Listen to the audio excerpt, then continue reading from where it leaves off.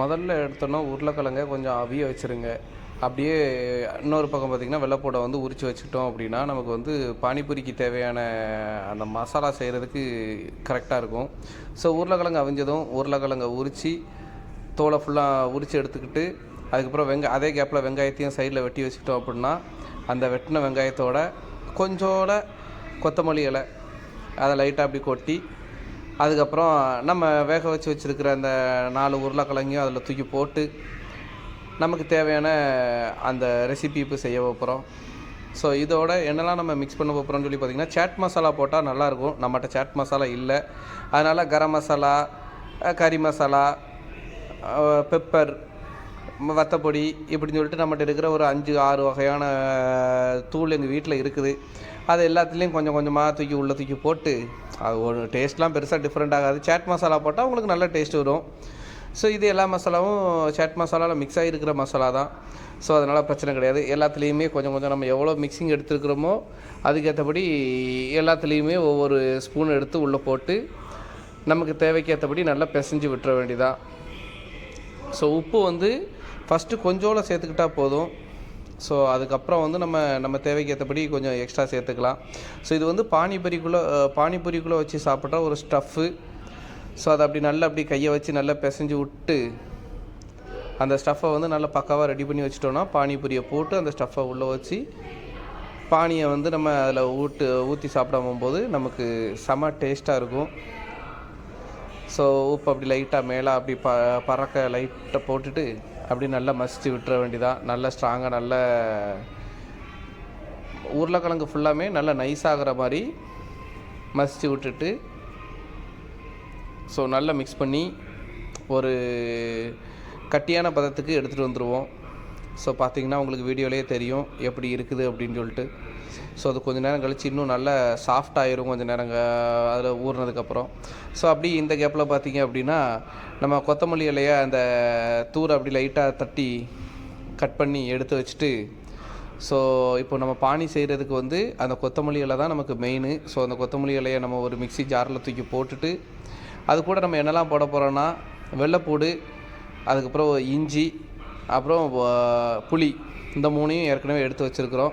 So அதோட mix பண்ணிவிட்டு அதுக்கப்புறம் நமக்கு வந்து மின்ட்டு தேவை. அந்த புதினா இலையை வந்து நிறைய போடணும் அவசியம் இல்லை, கொஞ்சமாக அதில் பிச்சு போட்டுக்கலாம். ஏன்னா நமக்கு வந்து புதினாவோட டேஸ்ட்டும் நல்ல ஒரு மணத்தை கொடுக்கும் அந்த இடத்துல. ஸோ புதினாவை கொஞ்சமாக போட்டு கொத்தமல்லி இலையை வந்து நிறைய போட்டுக்கணும். ஏன்னா கொத்தமல்லி இலையில் தான் அந்த பானியோட டேஸ்ட்டே நமக்கு வரும். ஸோ இது கூட ஒரு 4-5 மிளகா நம்மளோட காரத்துக்கு எவ்வளோ தேவையோ அதுக்கேற்றபடி ஒரு மிளகாவை போட்டு மிக்சியில் அரைச்சிட வேண்டியதான். நல்லா லைட்டாக கொஞ்சம் தண்ணியை ஊற்றி அரைங்க. ஏன்னா தண்ணி ஊற்றாமல் அரைச்சிங்கன்னா அது ஒழுங்காக அரைப்படாது.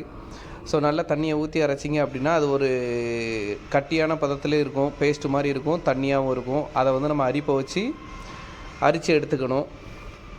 ஸோ ஏன்னா அது எவ்வளோத்துக்குள்ளே தண்ணியாக இருக்குதோ அவ்வளோத்துக்குள்ளே நமக்கு நல்லது. ஸோ அதுக்கப்புறம் நமக்கு தேவையான உப்பை போட்டு தண்ணி கூட கொஞ்சம் ஆட் பண்ணணுன்னாலும் ஆட் பண்ணிக்கலாம், அது நம்மளோட விருப்பம் தான். ஸோ இதில் உள்ள தண்ணியை தான் நம்ம வச்சுருக்கணும் அப்படின்னு அவசியம் இல்லை. நமக்கு எவ்வளோ தேவையோ அவ்வளோ தண்ணி அதில் கூட எக்ஸ்ட்ரா ஆட் பண்ணிக்கலாம். ஸோ அதில் நம்ம ஒரு புளி கரைசல் வச்சுருப்போம். புளியை வந்து ஒரு அரை மணி நேரம் ஊற போட்டு வச்சுருக்கணும். அந்த புளி கரைசலை நல்லா அப்படி கையை வச்சு அப்படி கலைச்சி விட்டு அந்த தண்ணியை மட்டும் ஊற்றுங்க. அந்த புளியில் உள்ள அந்த இதை போட வேண்டாம். ஸோ அந்த தண்ணியை மட்டும் அதில் லைட்டாக அலசி விட்டோன்னா அது அந்த டேஸ்ட்டை வந்து ஒரு டிஃப்ரெண்ட் டேஸ்ட்டு கொடுக்கும்.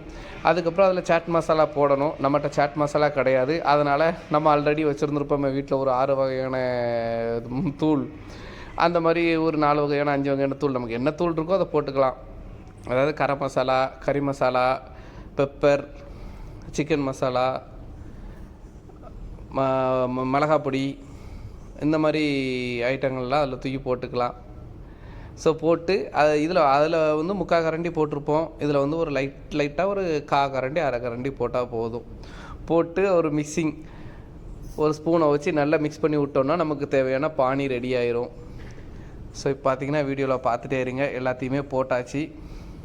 போட்டு லைட்டாக மிக்ஸ் பண்ணாலே நமக்கு தேவையான பானி வந்துடும். இப்போ ஏற்கனவே நம்ம ஸ்டஃப் செஞ்சு வச்சுட்டோம் ஒரு சைடு உருளைக்கிழங்கு, அதுக்கப்புறம் பானியும் நம்ம ரெடி பண்ணியாச்சு. கடைசியாக தான் நம்ம பூரியை போட போகிறோம். ஏன்னா பூரி தான் நமக்கு சீக்கிரமாக ரெடியாகி வரும். ஸோ பார்த்திங்கன்னா எல்லா தூளுமே போட்டாச்சு. போட்டு மிக்ஸ் பண்ணியாச்சு. மிக்ஸ் பண்ணி பானியும் ரெடி. இப்போ அடுத்தது பூரியை பொரிக்க போகிறோம். நல்ல கடாயில் எண்ணெய் ஹீட் ஆகுனதும் லோ ஃப்ளேமில் வச்சுட்டு அதுக்கப்புறம் பானி போடுங்க. இந்த பூரி பார்த்திங்கன்னா கடையிலே உங்களுக்கு கிடைக்கும். ஸோ பார்த்திங்கன்னா இப்போ உங்களுக்கு சாம்பிளுக்கு போட்டு காமிச்சிருக்கிறேன். அது பார்த்திங்கன்னா எப்படி உப்பிட்டு வருது பாருங்கள். ஸோ இதுக்கு போட்ட உடனே வந்துடும். ஸோ ரொம்ப நேரம் போட்டிங்க அப்படின்னா கரிஞ்சிரும். ஸோ கரியாத அளவுக்கு வர்ற மாதிரி வந்ததும் இப்படி எடுத்துட வேண்டியதான். பானிபூரி ரெடி.